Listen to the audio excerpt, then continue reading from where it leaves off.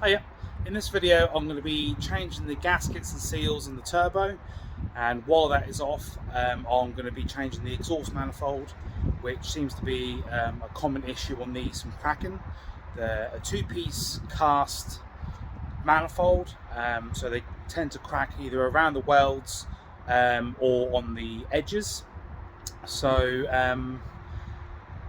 the main symptom from this is when you first start up the car, you'll get like a really strong smell. That's where the fumes are leaking inside the cabin, and obviously having kids that I want to take in the car, I need it to be good, need to be sorted. So I did notice that the oil return gasket was leaking when it was last on the ramp doing the suspension. So and obviously them being a paper gasket, you know that as soon as you take them, like split them two pieces apart, half the gas is going to be left on the turbo, so it needs to come off to be cleaned. So might as well do the job all in one go.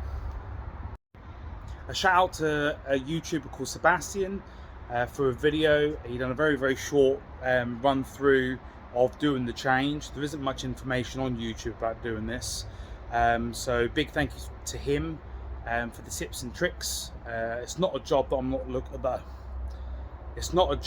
looking forward to do, but it needs to be done. So yeah, let's crack on. So I've got the car jacked up and on axle stands.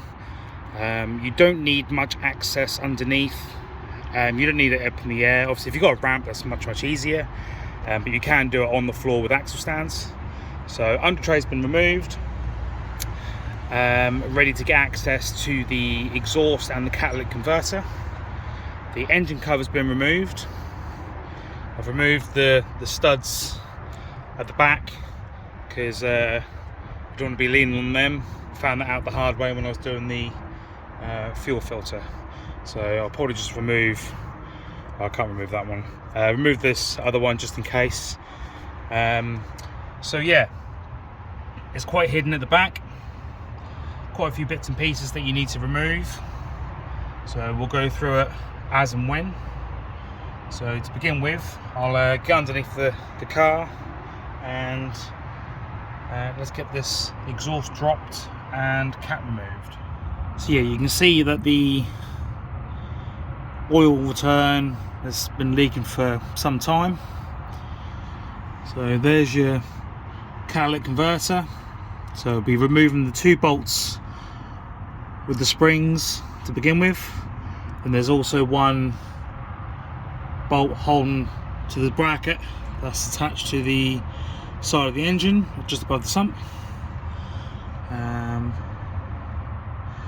So yeah, let's crack on with that and go from there.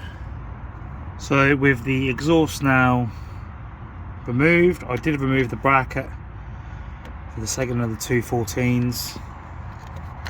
Next up is a bracket that holds the turbo to the engine block. That is a 14 as well. The half shaft is in the way, so obviously access is then a little bit restricted, but yeah, probably do the bottom one, to be fair, with the spanner, and then take that bracket with it. While I was underneath, we also done the Jubilee clip that was on the intake hose, as it was accessible. So now we're on the top of the engine. Need to remove a few things out of the way, a few hoses. So starting off with this breather, by the looks of it. There's a small vacuum hose there that goes to the actuator. There's this, I think, breather. Basically just trying to move as much as we can out of the way. I'll move the reservoir just to gain a bit more access to the top, and then we'll start removing the heat shield and going from there. So remove the reservoir and the brake booster vacuum. Camera will focus. A little bit more access now. Next up is the exhaust heat shield on the manifold. There's 3 12mm. So it's the heat shield removed, and judging by all the soot, so the heat, so as the heat shield was like that on the engine, it looks like passenger side. I think it's really hard to say, but it's definitely blowing. So here comes the rain, so yeah, be very stop and start. Next is the bolts at the top of the cat where it bolts to the turbo. These are 14mm. Neat little trick that my friend Danny gave me. If you're having a problem with leverage, use a extension bar and a deep socket, and that'll help you get some more leverage, however you want to pronounce it. So the top 2 are now loose. Just got to figure out where the last one is, because I'm guessing it's a 3-bolt flange and it's probably going to be underneath. So for reference, the 3rd bolt on the cat flange on the turbo is underneath, towards the back facing the bulkhead. Right, after much persistence, the catalytic converter is now off. The top 2 were absolutely fine. It was the bottom one which was an absolute nightmare. So my friend Mikey came to the rescue and lent me these 2 really long spanners. Luckily I borrowed both because the flex head just kept moving, so I had to use the other one to push it down so it was seated on the nut correctly. There isn't a lot of room for leverage, whatever you want to say it, because of this flange here and the half shaft. But obviously with the flex head, it certainly gave me a little bit more movability. So yeah, buy some long spanners. So next job is to start removing or cracking off the manifold nuts, and then I can start removing the intake pipes, intercooler hose, and draining the coolant and oil. Right, so I would say this only took minimal amount of time, but I've been out here for bloody hours. So anyone who says this is a 5 to 7 hour job, either they're very, very lucky and everything come off absolutely fine, or they're lying.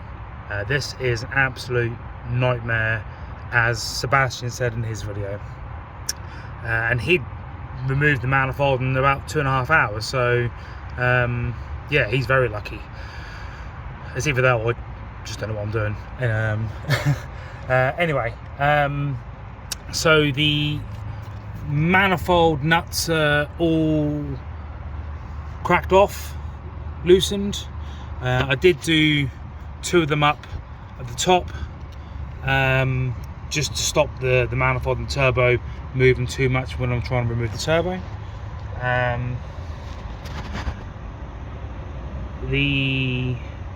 They're not too bad. You can get them with a socket. Again, needed to use the extension bar on a socket trick to get to it. You can see I've scraped the aircon pipe, but the next struggle was the turbo to manifold. This top one here came off absolutely fine. The other 2, nightmare, absolute nightmare. So in the end, I had to use a 6-sided 1/2 inch with an adapter on a 3/8 ratchet, purely because a 1/2 inch ratchet is just too big. And then I had to use again the extension and socket to lever. I did have, I think, 3 studs in total come out. This one was the one I was worried about. As you can see, very, very tight. If the stud didn't happen to start undoing, I think that'd have been an absolute nightmare. And this is on the bottom of the manifold, so even more limited access. So yeah, luckily the new manifold comes with some new nuts. The studs themselves look alright, so I'll just remove the nut and clean up the threads and refit. So now underneath the car you can really see, especially with the flash on, the extent of the oil leak. So yeah, definitely been leaking for some time. The bottom nut on the turbo to manifold is pretty much close to this stud here for the cat, and then the other one is in between the actuator, turbo actuator rod, and the bracket. You can get a socket through there. So yeah, I had to switch out over to a 6-point because a 12-point was just slipping too much. So next thing, I just need to remove a couple of small pipes. You can just about see it there. That's attached to this intake hose. Once I've done that, yeah, I can then drain the oil and coolant from the turbo. And there's a couple of 10 mils there, and then the coolant ones are just there. Camera's just about picking up, so you can see the line there. But what I'm going to do is, instead of disconnecting from the turbo, there's a banjo bolt. I don't know if I'll be able to see from up here or down here, sorry. There's a banjo bolt at the top of the engine, and I'll disconnect it from there. And then the oil feed is there. So they look like 17s. So yeah, I'll go ahead and do that, and hopefully this will all come out. So the banjo bolts are now removed, and there wasn't much oil that came out, but there was quite a bit of coolant. So make sure you got a big enough tub to catch it, because unlike me, I misguided where the tub was, removed the banjo and it missed, and now I'm going to be calling in coolant. But there we go. So the banjo on the left is a 14mm, that's the oil, and it's got a little mesh strainer inside. And then the other side is coolant. You see these holes are in different positions, and that's just straight through. I do have new O-rings and gaskets, but I'll go through those shortly. Right, so that is finally off. So what absolute pig of a job. You hear people say, oh yes, it's a nightmare of a job, it takes ages to do, blah blah blah. It's up to you whether you want to take the risk and do it yourself, etc. Well, yeah, I think I'd rather do 1,000 fuel filters, 1,000 bottom ball joints than having to do this ever again. So yeah, the oil feed and the oil return is actually off the same feed, which is unusual with the manifold. So that's, as you're looking at the car, that's bolted on the back of the engine, and then go around to here, you see it's cracked. That was the culprit. So yeah, and I took the heat shield off and I couldn't really see this, so but yeah, there we go. Turbo, well, there's nothing much to say about this really. Garrett, So, oh, there's a heat shield bolt. Yeah, going to give everything a really good clean. I need to go and get some more brake cleaner. Give it a good clean, and then go through the gaskets that I've bought from Honda. Right, so back at the workbench, and I've just finished cleaning up the oil feed and return pipe, and also the coolant line. My guessing was right with the gasket. Half of it did stay on the turbo, so I am glad that it's all off and I can clean it, etc. So gave the turbo a quick clean. Not the best, but looks a lot better than what it was. So yeah, let's have a look at the new gaskets. So originally when I rang my Honda dealer and explained that I had an oil leak on the oil return, he very kindly sent me over an exploded diagram of the turbo with part numbers and prices, and then I just had to let him know what I wanted and go from there.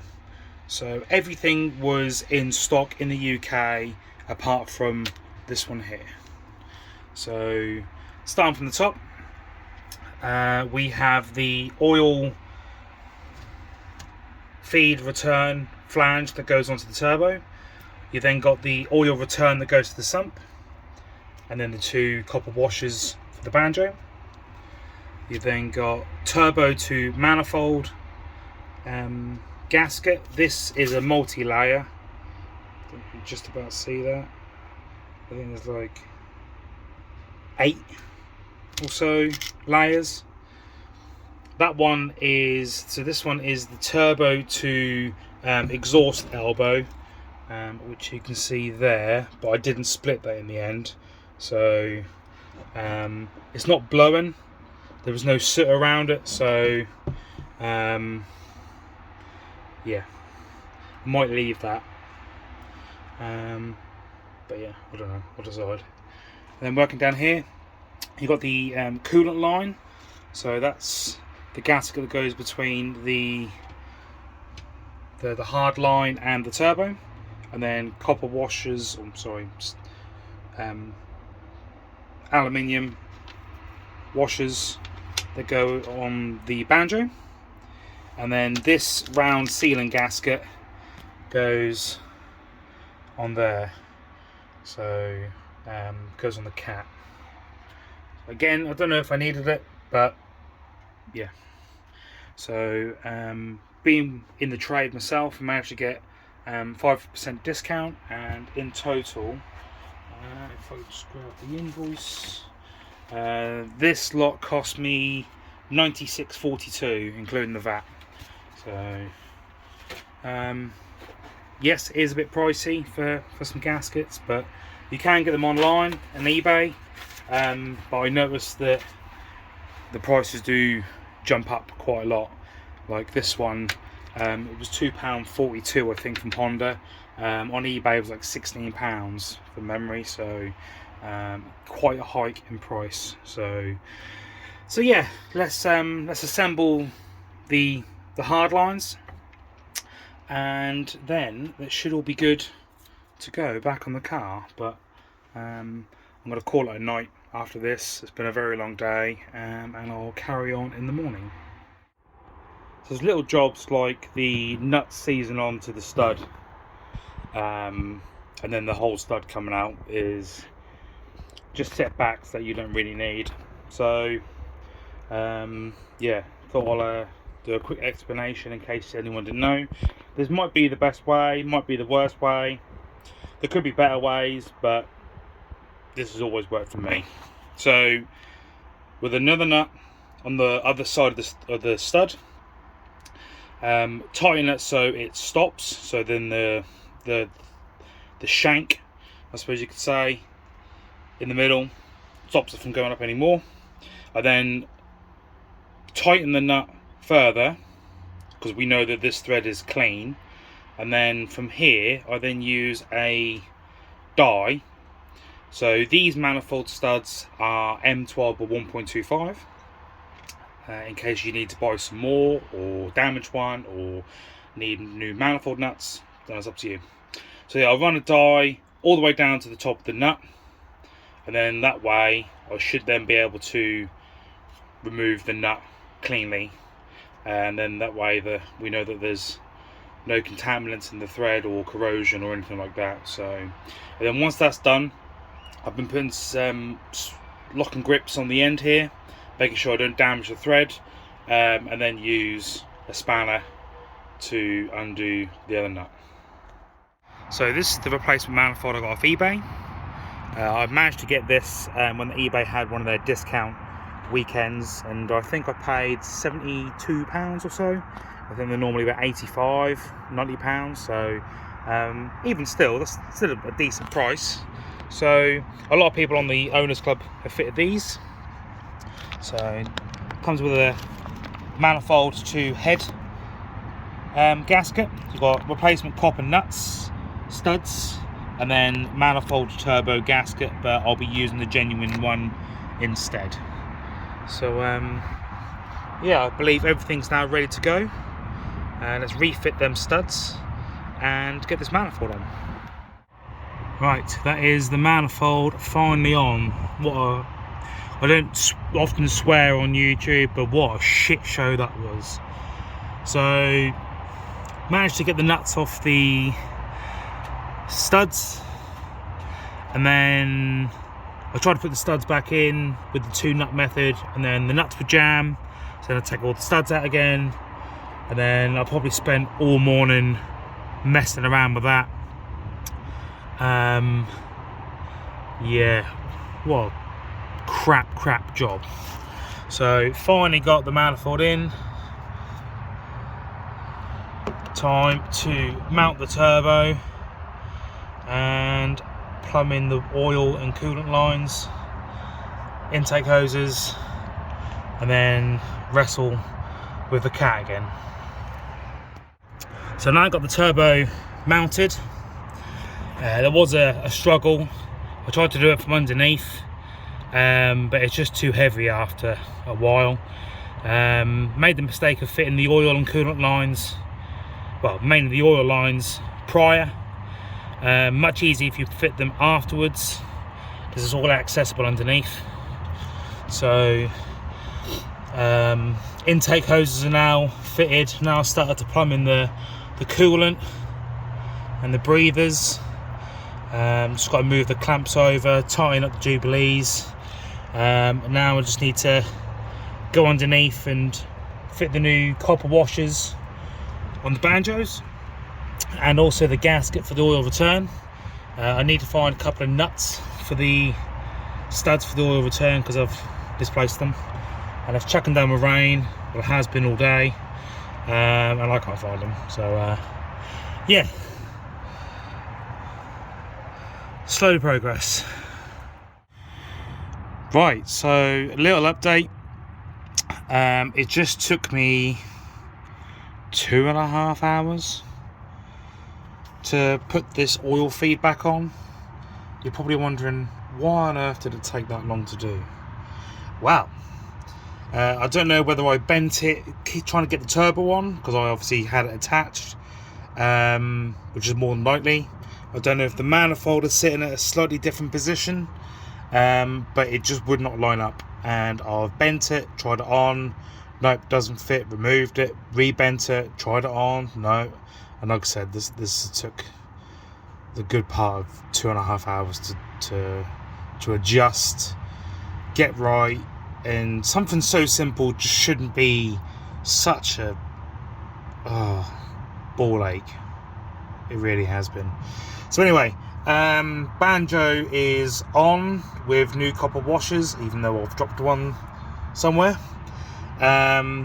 Intake hoses are fitted. Oh, by the way, I did have some spare universal copper washers just in case. I didn't leave it. Little coolant hose is fitted. Coolant banjo needs to be done. I can do that from the top. I think a apart from the bracket that goes from the turbo to the block and the cat, I think that's everything done down here, to be fair.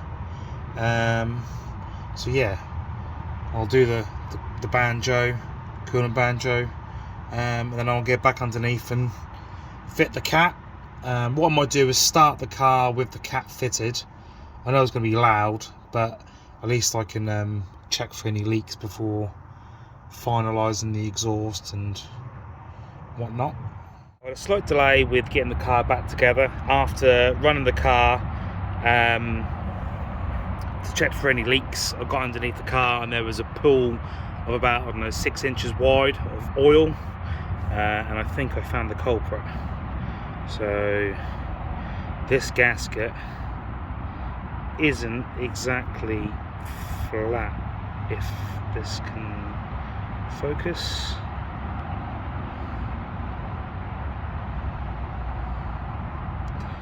So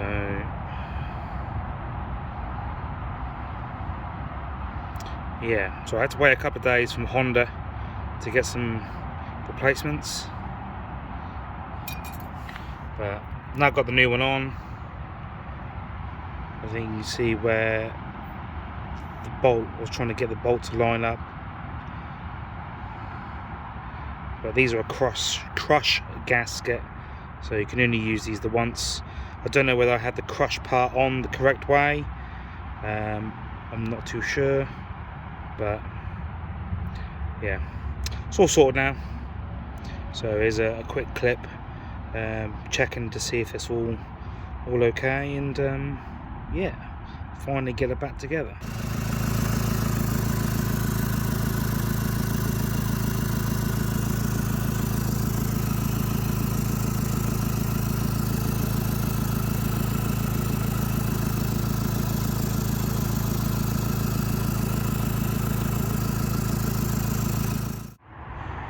Right, so that should be the saga of the exhaust manifold and turbo and catalytic converter and everything else now over, hopefully. So yeah, recap: you need to remove the studs that hold the cover on, remove as much as the breather system as you can away. So this one, brake booster from the brake servo, you can move this accelerator cable, yeah. So then the cat bolts are 14mm. You might be able to get it from the top, if not from the bottom. Perhaps use a long spanner. Manifold nuts are 14 and 17. For some reason 2 of them were 17mm. Turbo to manifold are 14mm as well. Make sure you buy genuine gaskets, including genuine manifold nuts, just in case, because as I said, mine were wrong. That just covers yourself from that as well. Yeah, block the exhaust flexi so you don't drop any bolts down it. Disconnect and remove this vacuum solenoid, because this happened. I ended up breaking it. Luckily someone local was breaking a Civic and they're the same. Move the reservoir bottle. This bracket I think is welded to the bulkhead, and I caught my arm so many times on this, it's unbelievable. So yeah, watch out for that. Watch out for these, and obviously the bit comes off the rocker cover for this breather hose, because you're going to rub your arm against that. Don't know if you can see it, but my arm is massively bruised, and yeah, spanner slipped and I've done some damage. You will get cuts, you will get bruises. Attempt this at your own risk. You might have it easy, you might not. It might be a fucking nightmare like mine was. Yeah, think long and hard, as Sebastian said. If not, take it to a garage. Done.